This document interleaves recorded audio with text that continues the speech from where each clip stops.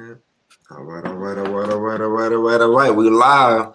We live, we live, we live. Let everybody come on up in here real quick. We'll give y'all about 15, 20 seconds to load up. But while y'all sitting here waiting, you know what I'm saying? This right here is the Unspoken Truth podcast radio show. The Bucs version, Tampa Bay version. Y'all know we do this thing every single Sunday. We've been doing it for the past 2 years. But as y'all see, with no further ado, me and my dog B Ham, we got a special guest on the show. Why don't you tell the people who you are, my brother? I'm Shaun King, former NFL quarterback. A lot of that was with the Tampa Bay Buccaneers, who are in this year's Super Bowl. By the way, first home team to host a Super Bowl when it's in their city, so that's big. And been a big fan of Spoken for a long time. I followed him, excited to be on the podcast. You know, y'all come on in here. Check us out. Let us know what y'all thinking. Who y'all think gonna win the game? I know who I'm rolling with. It's Bucs or nothing. Bucs or bust. Buck life, however you want to hashtag it. We getting it done Sunday. All right. So B Ham, go ahead and tell me. Go ahead. Real quick, go ahead and let Shaun know or whatever. You know, Shaun, we've been going back and forth. Me and B Ham, we go back and forth about the Bucs prediction. And I actually did predict that the Bucs were going to go to Super Bowl. I'm dead serious. Brandon can tell you right now. I said this, all right?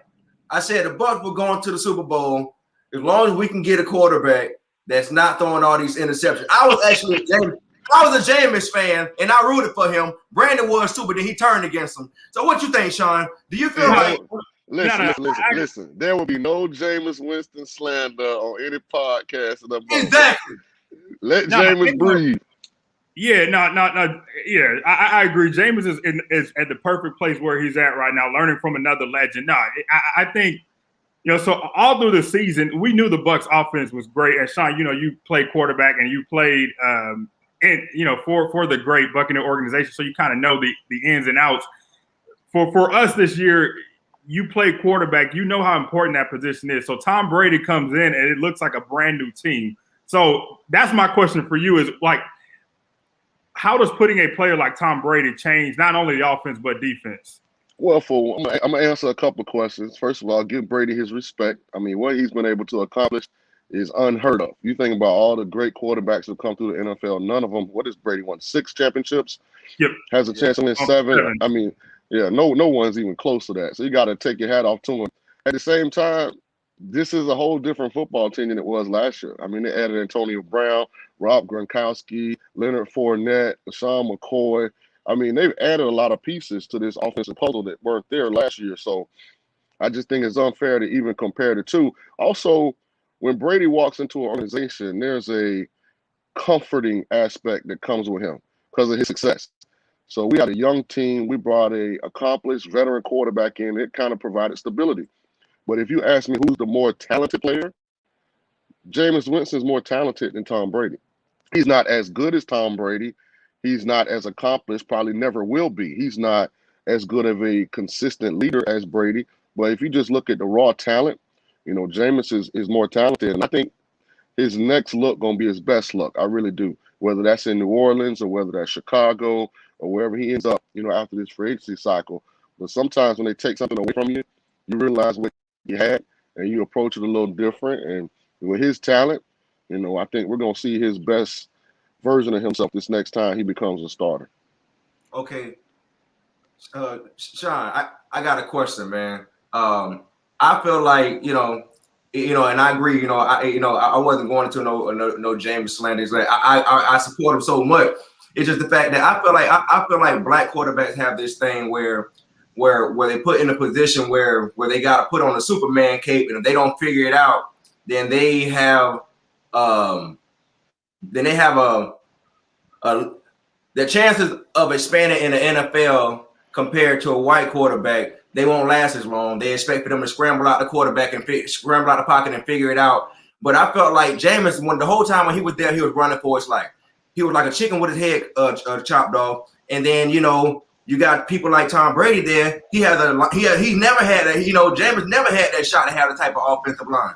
So my thing is, how do you feel about, I feel like even Cam Newton was put in that position where he was forced to figure it out. I feel like it happened to Deshaun Watson. How do you feel about, the thing about black quarterbacks being put in a position where they gotta, it seems like they gotta figure it out versus the others.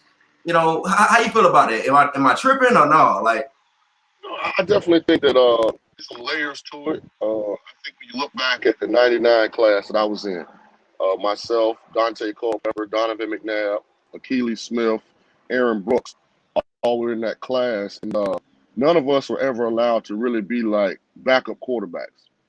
I mean, we were the starters, or once we weren't starting material anymore, we were all out the league. Whereas I think sometimes our white counterparts, if they don't succeed as a starter, they're allowed to play 10, 12, 13, 14 years and never really have to prove that they're good enough to actually help their team if they're forced to get into the game. So if there is an aspect that I think still needs a lot of work, I think it's the black quarterback being viewed as a nurturer, as somebody who can develop a young player, who can enhance the quarterback room and the locker room without actually playing on Sundays. I think that's where there's a gap of disparity. But, I mean, if you're talented, they don't care what color you are right now from a starting quarterback standpoint. But then the narrative is I think, a lot stricter and a lot more aggressive in how guys are viewed because Cam Newton went to a team in New England. I can't name an offensive player in New England, so I don't know who they thought could go there and be successful. But people talk about Cam like he wasn't the MVP of the league a couple years ago, And then you have some other guys, no disrespect to any of these guys, but Matthew Stafford, I don't think he's ever won a playoff game. And he's still trade material. Yeah. But Cam Newton's a guy that was on the free agent market. You could have had him for free, and he had to go sign a one-year deal. Like, it's those kind of things that, make you scratch your head a little bit, Yeah. So, Shaun, I want to pick your brain because, we got a limited time, and this is the biggest weekend of football that you can imagine wanting to play. I mean, you had a chance to try to get to the Super Bowl back in your young Buck days, and, a rule kind of came out past that was ruled not a pass. No. I don't sugarcoat that. They cheated us. I'm still looking for that replay official.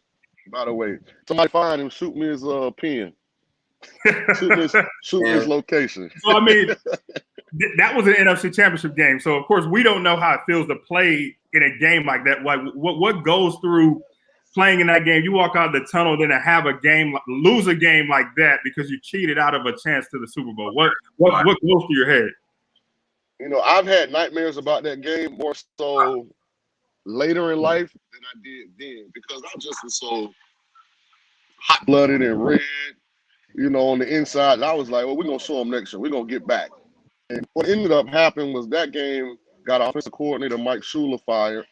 Then our subsequent loss to Philly the next year got Tony Dungy fired, and so that call affected like a lot of people's lives. And when you're in it, you don't necessarily always understand the magnitude of it. But in hindsight, it was such a bogus call.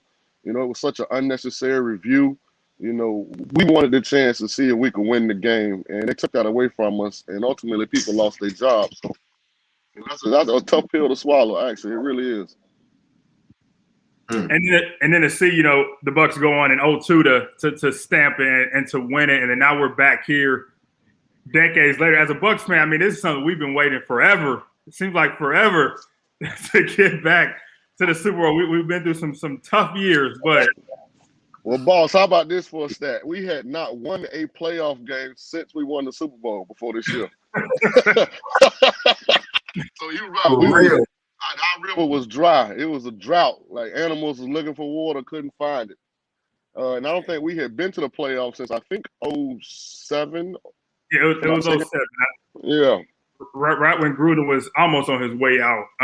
Yeah. So we put the bags. We put the bags back on our head. We needed this. Yeah. So so all season, me and JB Spoken Reasons, we kind of been going back and forth because we know the offense. You got a Mike Evans Pro Bowl, Chris Godwin Pro Bowl, Antonio Brown late in the season Pro Bowl, a Hall of Famer at quarterback. So you really don't have to worry about that offense. So for me, through the season, it was always about the progression of the defense. Even in the playoffs, we talked against the Washington game. I was like, if the defense show up, New Orleans game, if the defense shows up, Green Bay, the defense shows up, Bucs win. And that's what I've told him for Sunday against the Chiefs. If the Bucs defense shows up, they win the Super Bowl. Well, I know who does get a lot of credit, and I want to mention his name is Kevin Ross. He's the defensive backs coach for the Bucs. I mean, that's the group that scared me. And the way that he has Murphy Bunting and Dean and how we went to Green Bay without Winfield and got it done. And, you know, he's gotten those young guys to mature, and they've been playing their butts off the last 2 weeks. So he deserves a lot of credit, man. Real. I was super nervous coming into the playoffs with those jokers because it was times in the regular season I thought I could get open. I was like, Lord, we're going to cover anybody.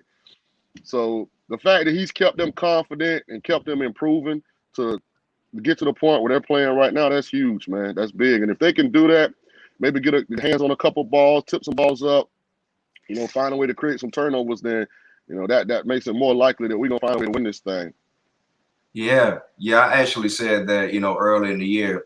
I said, look, if the defense can give us at least even just one turnover, we gonna be all right. We gonna be all right. If we can get one turnover throughout the, you know, every game, we gonna be all right. And Brandon also said that made a lot of sense too, because I was going over highlights over the whole year and just looking at everything, and I'm like, man, literally, if everybody is at their best, it don't even matter if the Chiefs are at their best. If everybody on the Buccaneers, we talking about every single play, because we got a lot of dogs. I mean, a lot of dogs. Like this ain't nothing because it's just Super Bowl. You know, if you really look at everybody from Vita, you look at Shaun Murphy, you look at the Devin, you got Levante, and then also too, would you yes or no? Is Devin White faster than Derrick Brooks? Ooh. They one and what now? I know one thing. They both eat the same thing, and that's whoever got the football. See ball, get ball. And then it looks the same, man. When Devin start chasing the gap, like he take the air out of that. For real. So quick. But Brooks the same way. So real. Hey, man. Hey, they both some dudes. And you're not going to find a better pair of linebackers than Devin White, Levante David. We didn't even mention Shaq Barrett, who led the league in sacks, JPP, you know, who's a perennial Pro Bowler. Like, we got Indomitian Sue. Like, we got dudes. We got dogs on our squad, man. You know, offensively and defensively. So, like Brandon said, man, when the Bucs are playing Buccaneer football, you can't stop it. You can't stop it no matter what. And I honestly feel like a lot of people feel like it's going to be a close game in the playoff. I mean, in the Super Bowl. Look, I'm really going for it. I really feel like with the Bucs having 2 weeks to sit here and understand all their L's and all the tough moments that they've been through, I really feel like they're going to beat the mess out of the Chiefs. And I really feel like I think they learned from that 17-0 embarrassment against the Chiefs early in the season. I do think when you get dragged like that, I mean, I know the score is 27-24, but they got first half beat to start the game. I still think it's going to be close. At least that's what you hope in the Super Bowl. Like, you want a Super Bowl to be good, you know, entertaining, but still win. Here's what's interesting. How depleted is that Kansas City offensive line? That's true. They've got both tackles out. You know, they're moving some people around. And this in the front where, you know, you can't be adequate. I mean, the Shaq and JPP can rush the quarterback. So I can see a scenario now if they can dominate, you know, that Kansas City offensive line where we run away with this thing. But they also got a unicorn over there. He's pretty good. That kid, 15, call him Patrick Mahomes. Yeah, he's pretty darn good now. So, and I'm not going to sit here and act like 10 was unguardable the first half the last time we played him. So Tyreek, I think 24, Carlos still had nightmares about that kid. So we got to work that for us. My thing is, man, listen, don't lose the game early. Just get the game to the fourth quarter. And listen, I'm going to bet on Brady. So you was in the league during the Mike Vick days and when those speed quarterbacks. And so you kind of – what was the practice like when the Bucs had to go play the Falcons? I know, like watching later interviews and hearing Derrick Brooks talk and the Monty Kiffins talk, you know, that spy used to be there. That's what I was saying. Somebody got to be a spy on Mahomes. We know he likes to run. And that's true. And he makes a lot of plays by getting out of the pocket. But, you know, that kid a unicorn, man. You know, I have not seen a quarterback that can beat you with his mind, with his legs, and with his arm. And all three are elite.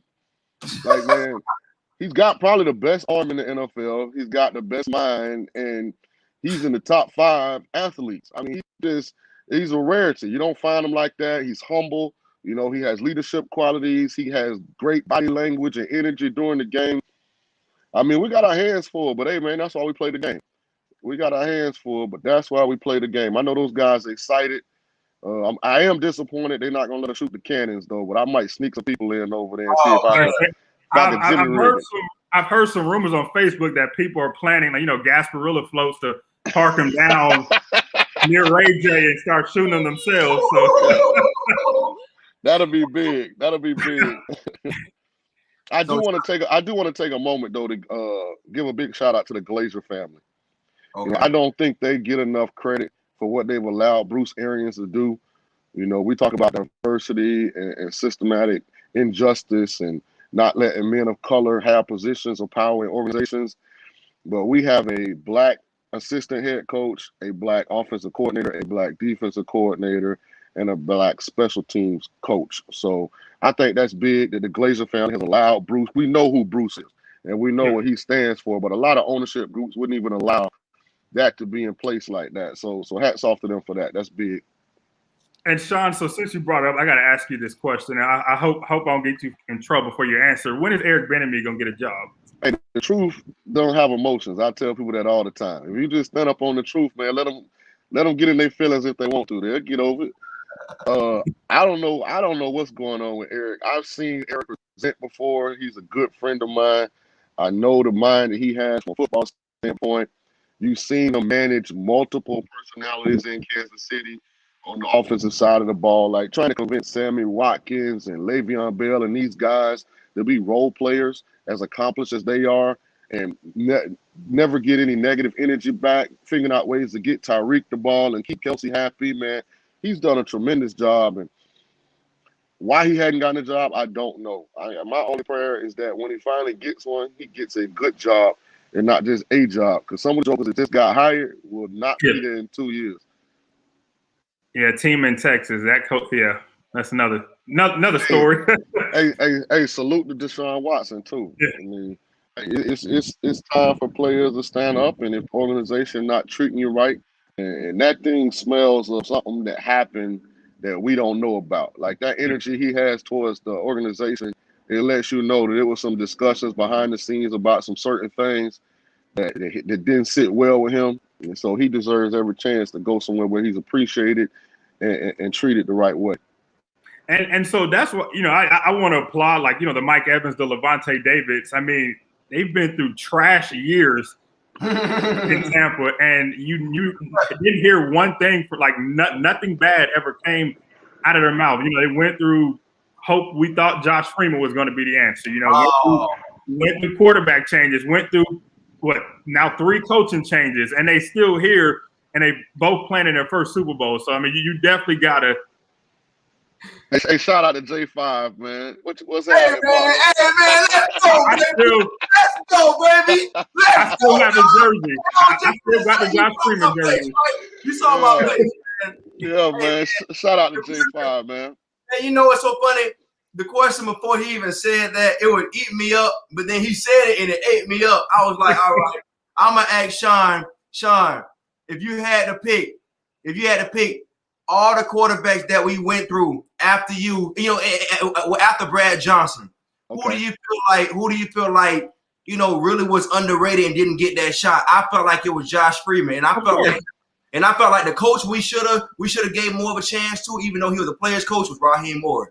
Yeah, and I think Raheem and Josh were extremely talented. I think Raheem has proven his value. I mean, say what you want, he righted that ship in Atlanta when he was the interim the second half of the season. Like, they looked like a more organized, more disciplined football team than they did before.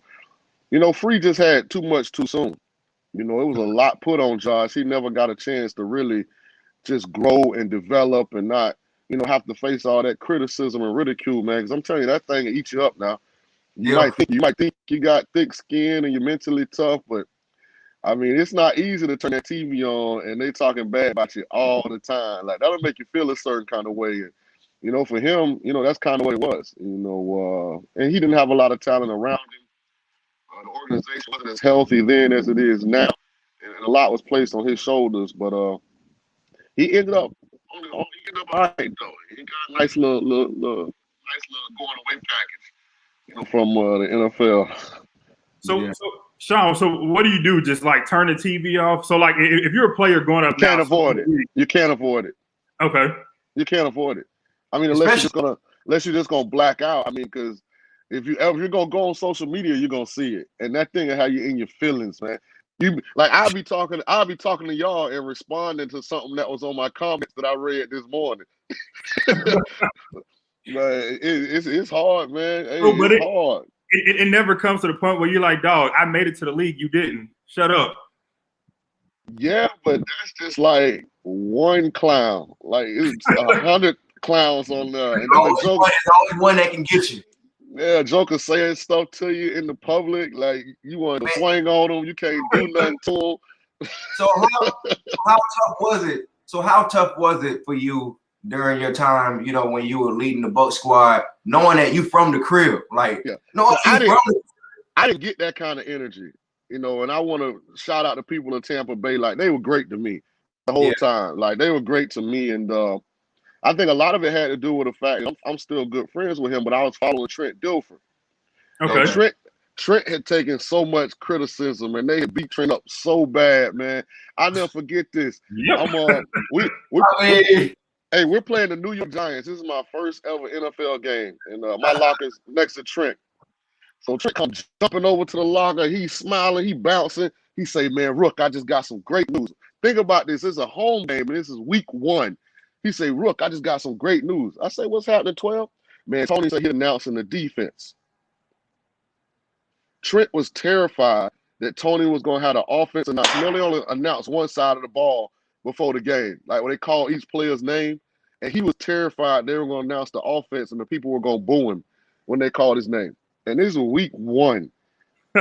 So I mean, they had beat Trent down so bad. Poor baby, man. I'm talking about he was broken. I mean, hey man, you took the attention off the beatdown. I say that. Yeah. And so like when I got in, it was like, oh yeah, we're gonna ride with Jit. He from here, boom. He got waves, abs. He dressed up in a suit. He actually a pretty decent little player. We're gonna rock and roll with him. So I ain't really get none of that James energy.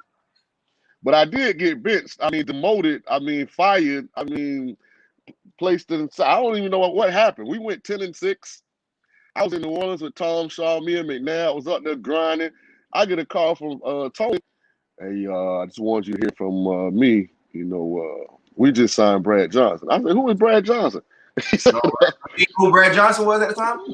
No, not like, I knew who he was, but in my mind, it wasn't like, we was in the market for no quarterback. So I was like, okay, what that mean? He was like, well, we're going to let you guys compete. So then my mind, so I said, well, Tony, how much y'all paying him? And then he said, I think it was 5 for 30. And then I knew what my direct deposits looked like. And I say, this ain't adding up. This not adding up at all. So, man, that was heartbreaking, boy. That hurt. That hurt bad there because I thought we were just getting ready to hit our stride, We had added Keyshawn, we had added some pieces, when Philly was good, man. We went to Philly and lost, but Philly was good, man. Yeah. And so do you think, being on teams like that where you go, you think you're good and you go and lose in Philly, does that kind of like propel to the next season and keep you moving? Because that's what we were talking about at the beginning of the year. Like some games you will look at the Bucs this year, be like, dog, we know y'all better than this. The Chicago game when they lost, it's like y'all better than this. Yeah. Well, I'll tell you, I was in my feelings when I came to training camp. I ain't gonna lie. After they demoted me, I was in my feelings. I ain't want to talk to anybody. Hey, I ain't friends with none of y'all. Y'all ain't even my coaches. I'm just here. Yeah. Like I really was in my feelings because I felt like that was unjustified and unfair. But hey, man, so is life. You gotta keep it moving.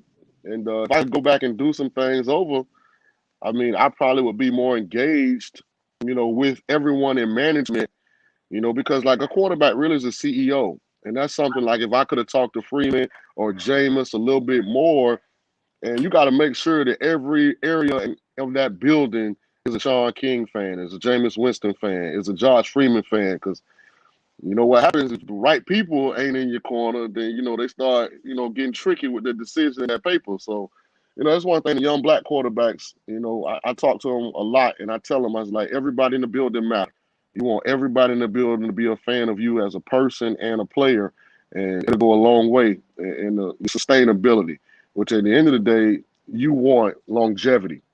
In whatever professional sport you're in, you want longevity, because when you finish, it's not like it helps and enhances your resume.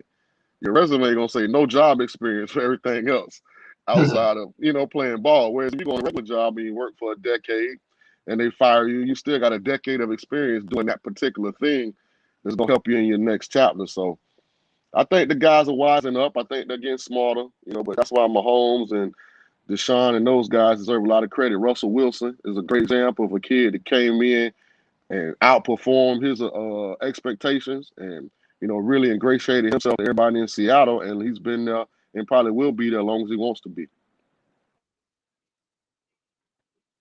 Yes. So I, obviously, again, back to it, if you were Mahomes or if you were on that other side of the Chiefs, what do you think, or what scares you about the Bucs team?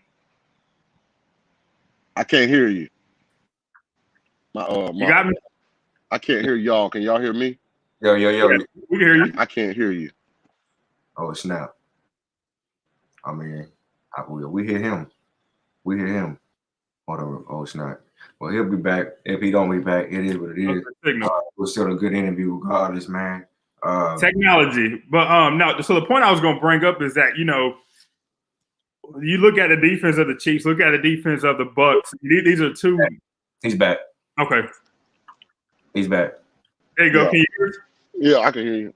Yeah, so Shaun, the question I was asking you, if you were on this Chiefs side of the ball and you are facing this Bucs defense on Sunday, if you're going through your process, what scares you about this Bucs D? The pass rush. They've got two guys in Shaq Barrett and JPP, who are elite pass rushers. I just feel like you got to account for those two guys. Vita in the middle kind of collapses the pocket from the inside out, but those two guys on the edge, man, you got to account for them, and you can't let them dominate the game. So that would be what my number one priority would be. Let's make sure we help those tackles, especially early, whether it's chipping with the back, whether it's putting the tight end to that side, making the distance between those two rushers and Patrick Mahomes a little farther. So that would be my big thing. And then I flip it on the other side for you. So if you're the Bucs quarterback, what's your zone? I just get in a rhythm. I think Brady sometimes, especially early in games this season, it's taking him a little while to really get in his rhythm, and get comfortable with what he's seeing and, the different type of routes that our guys are running. So if I'm Byron Leftwich, if I'm Bruce, I really want to get Tom some easy throws and get him confident and in a rhythm early in the game.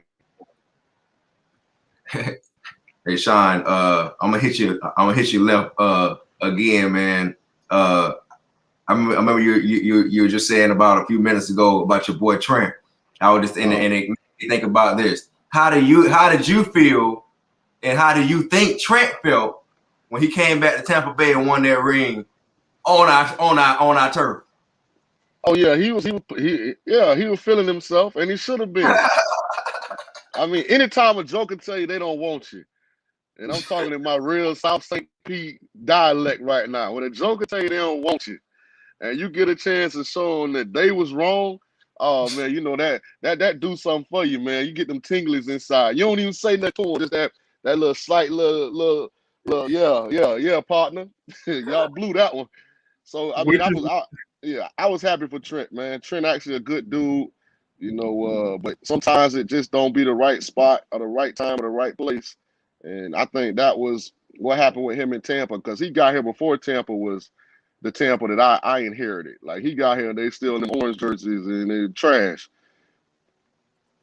Which is why I know Tom Brady would never say it in public, but he's doing the same thing to Bill Belichick right now, and that's why I know he wants to win this one. Oh yeah, because Tom always felt the way about the Garoppolo thing. Yep. Like, he didn't like the fact that Bill was like really throwing some shade, like, I really want to go ahead and start this transition now, which has been Belichick's MO.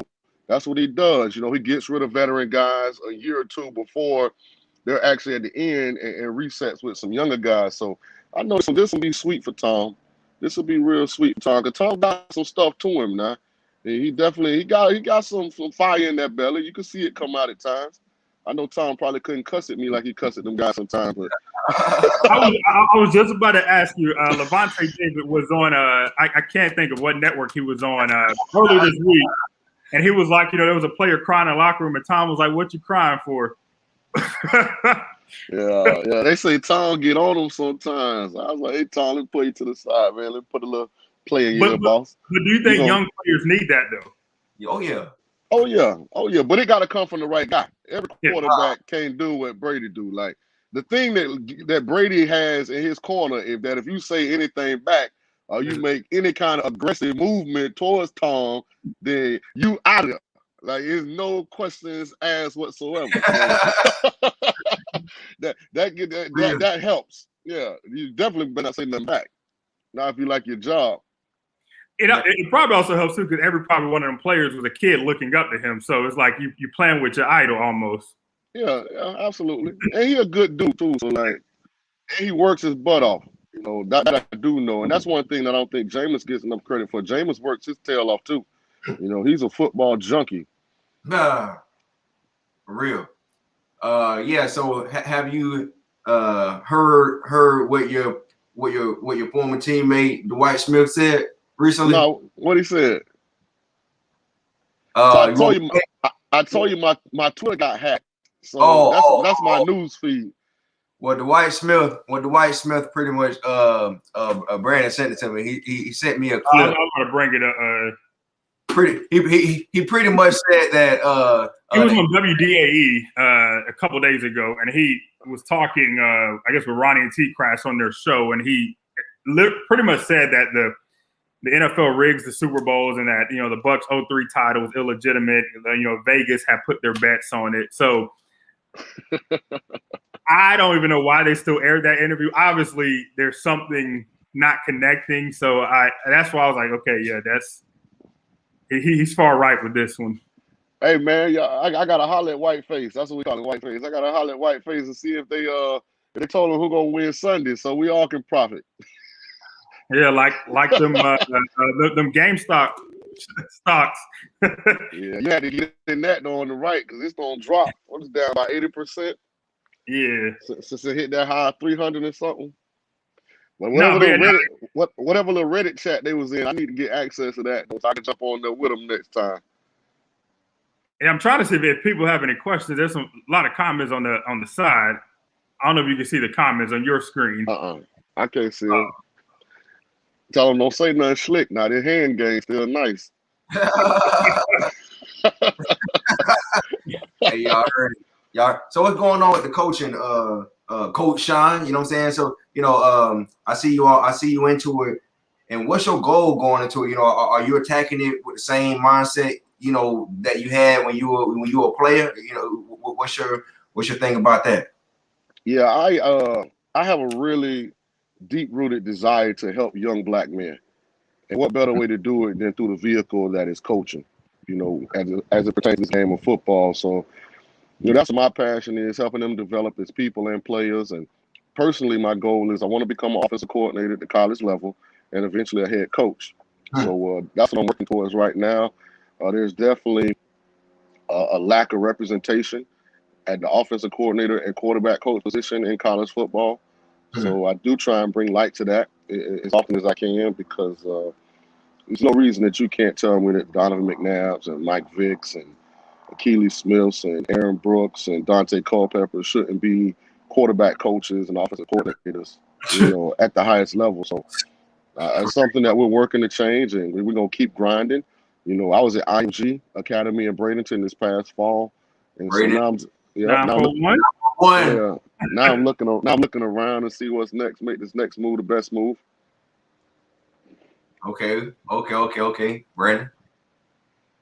Yeah, no, I was about to say, appreciate you joining the combo. It's always good to get you may not think you are, but a Buccaneer legends. I know for us, everybody grew up. as you mentioned, there's not enough black quarterbacks. So especially for black boys growing up and seeing a black quarterback in a team, you are a hero, bro. Like, you are a hero. I appreciate it, man. I appreciate it. That's love. Man, I always show you that picture. I always show you that picture every now and then, man. You don't even remember, but you was in Burger King. I'm like, God damn, I'm gonna go see Shaun. God damn, what's going on? What? Hey, I will say this: when I actually had my Twitter active, Spoken always showed love. Always did that. And make sure y'all let the people know that I ain't been on Twitter since September 22nd. So I know people was hitting me up, and I wouldn't respond. Tell them because I can't log in. And if y'all know anyone at Twitter, tell them please. I'm begging, please. Tell them I'll give them a Super Bowl ticket to get my Twitter back right. That's one. That's a couple grand. Like, maybe he might want that Super Bowl ticket. You feel me? But hey, man, we appreciate you, Shaun, man. Hey, you know what I'm saying? Salute, man. And respect, man. Much love to the family and all that too, man. And like I said, man, you are very, very much so appreciated no matter what, man.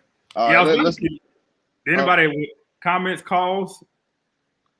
Yeah, we'll do this again, man. So just let me know whenever y'all want me to jump back on. Maybe we'll do one post game. Okay. To talk about that Super Bowl championship. All right, man. Much love, y'all. Appreciate it. Appreciate it.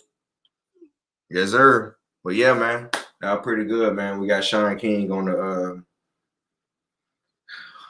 the show. So yeah, that was a very good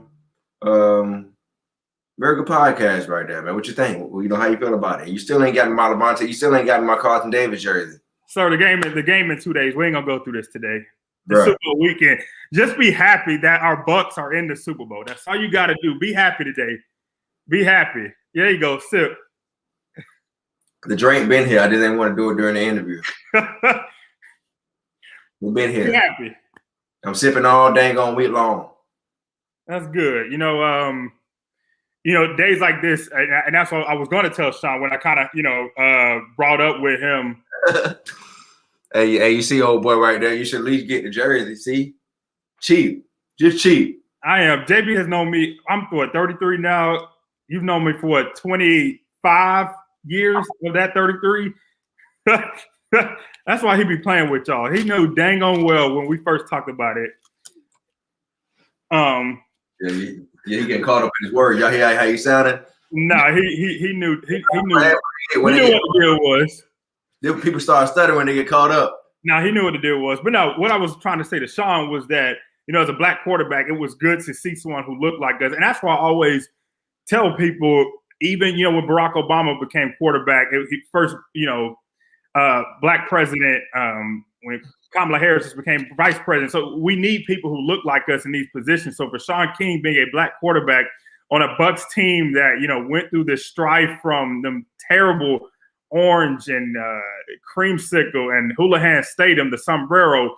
So to grow up and see him, with the Ward Dunns of the world, it was big. And so I knew that representation does matter. And hopefully the NFL is getting better as it moves forward. And he brought up a good point. The Bucs is the only team in NFL and probably all the major sports where you have every single coordinator on the team is black. So I think that is something the Bucs should be proud of. And also, too, shout out to the women on our squad, too. We got a woman, defensive lineman coach. She's an assistant defensive lineman coach. And I think we got one more woman on our squad as well. So we want to add that into the mix as well. So and for the NFL, I can't think of her name right now, but she's about to be the first female. You mean the black female for the Washington football team? No. The NFL, the official. She's going to be the first official. Sarah Thomas. First official for in the Super Bowl, first female. So it's always good for change. But I do appreciate Shaun. He definitely dropped some tidbits. I don't think anybody ever heard how mad he was when Brad Johnson came and took his spot. So it's real though. We think these things like, no, dog, he got to be mad. But you never hear it, from a player themselves and kind of going into, because I personally would think that players would block off ESPN, would turn off SportsCenter, turn off social media, as you go to games, or if you got burnt on a play, it's like, oh, dog, I don't want to hear this. But I guess, it's to each his own. Some want to see that, others don't. So, most definitely. Well, yeah, man. We out here, man. Who's this Coffee Black Beat? You should at least get the jersey. I will probably get JB a jersey from a swap shop in Tampa. I'll do that. What's the flea market that used to be by USF? They used to sell the counterfeits, knockoffs. You do think it's a game. It's a game. All right, y'all. So yeah, man, we got. And I did say I will get them super. That was before COVID-19, and that was before COVID was skyrocketing them tickets to $20,000. If y'all think I got $20,000, then I need to be I need to be working with what y'all do because I don't got it. $20,000 and a jersey cost about $100. They don't have Carlton Davis jerseys. I looked. All right, bro. Whatever.